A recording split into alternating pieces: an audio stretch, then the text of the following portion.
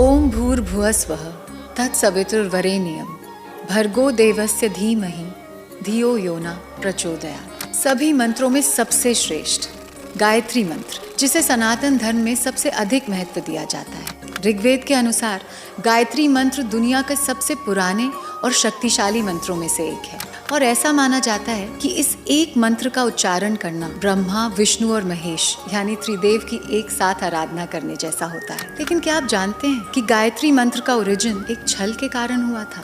कहा जाता है कि गायत्री मंत्र की रचना महर्षि विश्वामित्र ने की थी। कहानियों के अनुसार ऋषि विश्वामित्र कई दिनों से गहरी तपस्या में लीन थे। उनके ध्यान से उनकी बढ़ती हुई शक्ति को देखकर देवराज इंद्र को अपना सिंहासन छिन जाने का डर सताने लगा और इसीलिए ऋषि विश्वामित्र के ध्यान को भंग करने के लिए उन्होंने स्वर्ग की एक खूबसूरत अप्सरा मेनका को उनके पास भेजा। मेनका ऋषि के पास पहुंची और उनका ध्यान अपनी ओर आकर्षित करने लगी। मेनका की खूबसूरती को देखकर ऋषि विश्वामित्र के मन में काम वासना जाग उठी और उनका ध्यान टूट गया। ऋषि विश्वामित्र मेनका की ओर और ज्यादा आकर्षित होते गए और इस कारण उनके आजीवन ब्रह्मचर्य की प्रतिज्ञा टूट गई। और तब अपने भगवान से क्षमा मांगने और उनका मार्गदर्शन लेने के लिए ऋषि विश्वामित्र ने इस महान मंत्र की रचना की थी। उन्होंने अपने गहरे ध्यान से इस मंत्र को प्रकट किया, जिसकी शक्ति चारों वेद, ऋग्वेद, सामवेद, यजुर्वेद और अथर्ववेद के ध्यान करने से भी ज्यादा थी। गायत्री मंत्र का अर्थ है वो शक्ति जो इस पूरे ब्रह्मांड में ऊर्जा का सबसे बड़ा स्रोत है, इन तीनों लोकों के स्वामी हैं, जो सूरज की तरह उज्जवल हैं, जिन्हें हर कोई अपनाना चाहता है।